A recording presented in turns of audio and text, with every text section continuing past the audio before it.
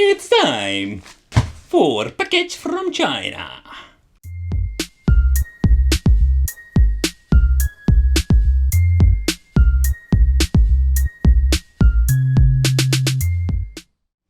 Welcome to the Wicked Gamer and Collector. Welcome back to the YouTube channel. So in today's video we are going to talk about the Pix Portable. It's an invasion of these portable systems, but this one is pretty unique.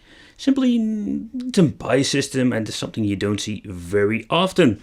Alright, so in this invasion of portable systems we have different versions, but there is a brand called OneUp selling these, let's say, portable systems and mini arcades with a Pi inside. So this is what we're going to get today, and I was very curious about it and I wanted to show you here on the channel. Alright, so landscape editions are very familiar in the gaming community.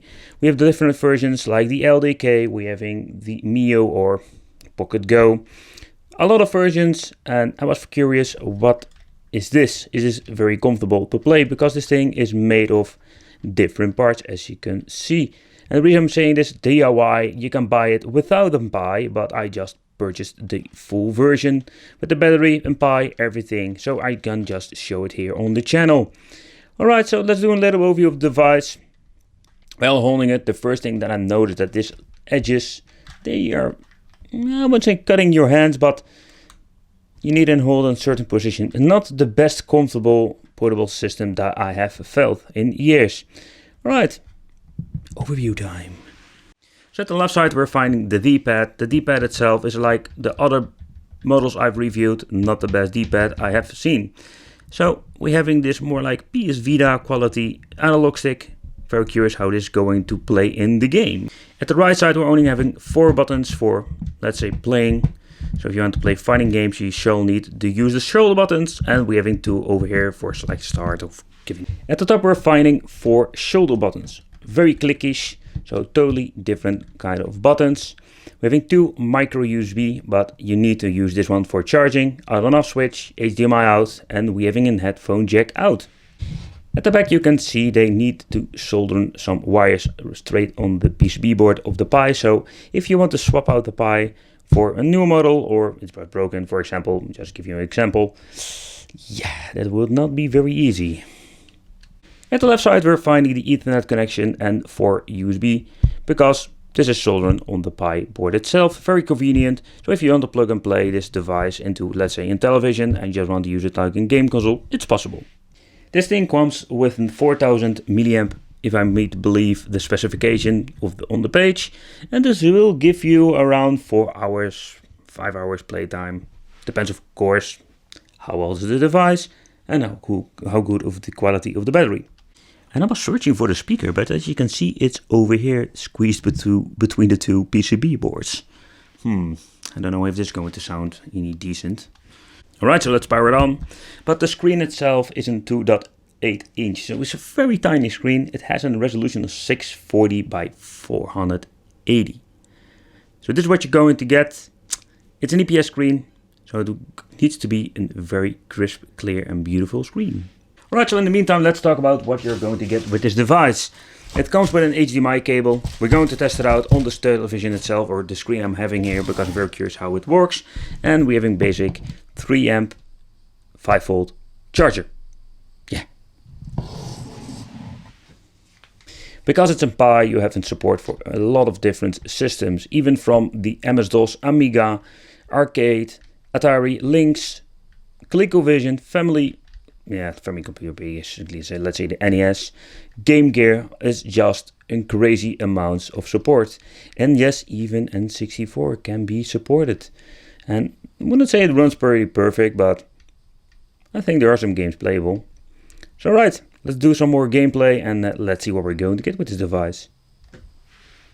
What I wanted to show you, maybe I already noticed that there is a button here at the front of the device, and this is just for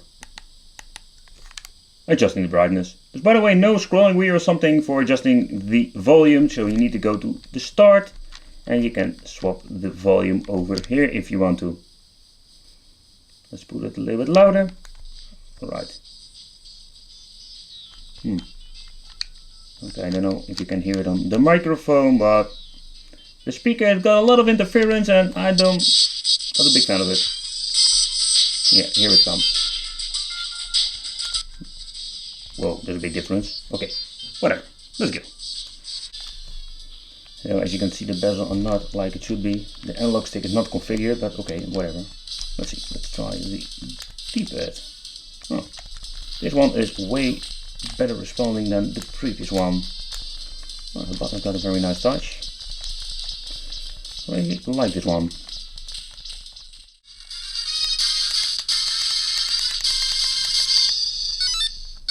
Alright.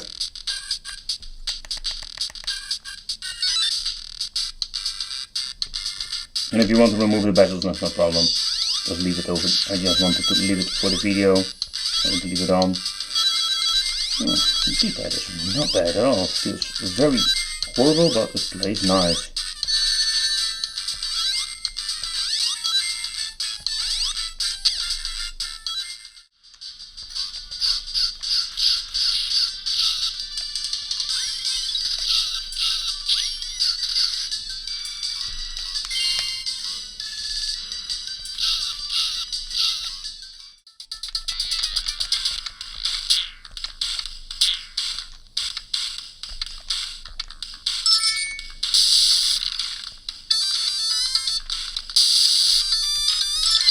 But what I've noticed with the EPS screen, it's very beautiful, vibrant, and I don't see any weird screen tearing or slowdowns. The screen itself, there's nothing wrong with the screen. I love it. It's just great.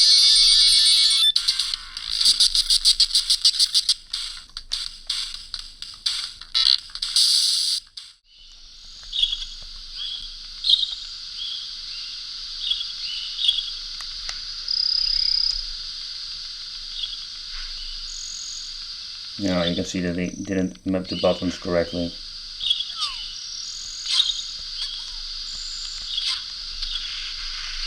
But nevertheless, you can see that beside the control problem, that this is something you need to reconfigure, but it looks pretty smooth. Okay, let's see, can I move the analog stick? No, it's configured on the D-pad only. But what you can see, it runs very smooth. I know there is no FPS, but I can see it that it's running very smooth.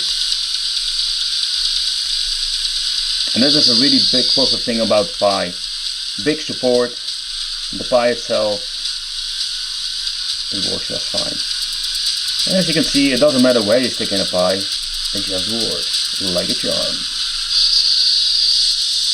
My racing skills are really wicked, but that's the reason why I normally always stick with Destruction Derby or Flat Out or that kind of games, because I like just to smash my car into stuff. A lot of it.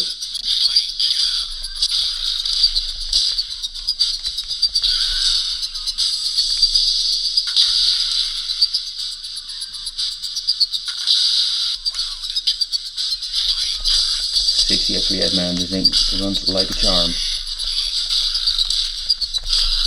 Crap, there goes my double perfect. Alright, next test. Let's see if we can connect it to our television or the monitor. You can see it. Okay, let's grab the HDMI cable. Alright, let's see. If it, yeah, okay, it's powered on. Does it see the screen or do I need to reboot? It is highly possible that I need to reboot the Pi itself. Nothing is happening. Alright, reset. Okay, it takes some time to reboot. Sometimes I get a feeling it takes freaking forever, but nevertheless, alright. Patience. No, nothing is happening. I don't see anything at the moment. Okay, let's pull it out and let's stick it in. Okay, so I reconnected the cable a couple of times. I even rebooted the system, and from this point on it doesn't work at all. There's maybe a way. I'm going to put it behind the camera. If you can say I want to use the external HDMI port, that is a little possibility. But just the reason why I want to show you like this is simply, it's not plug and play. It's not very easy. Alright people, so this is what we're going to get with the Pix Portable 2.inch EPS screen. We're having a 640 by 480 resolution. Yeah, it was right. EPS screen, I love it. The battery takes forever to load, but 4 hours of playtime, maybe 5, depends a little bit what you play. It's not bad at all. So the D-pad feels quite nice, very happy because I don't like the analog stick on this thing, or I need to get used to it. Alright, so the button got a very nice response. The support of games is very wide because of the Pi inside. Very cool. Yeah, this is a little bit of a problem. If you want to reach the SD card, you need to open it up every single time. But if you close it down and there is no safe shutdown, you never need to reach the SD card. You can use the Wi-Fi to add new stuff or remove. Yeah, configure, you can see the TV output didn't work with my version, but you can maybe configure it in the config file. And also, I had some problem with N64, but it can all be fixed, so that's not a bigger problem. But I just wanted to show you how it is out of the box.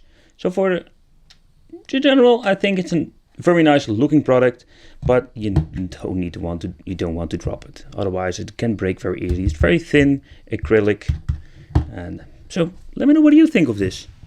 Leave it in the comments. I want to thank you for watching. Don't forget to subscribe to the channel, hit the little bell, and become one of the Wicked family. And stay strong, stay positive.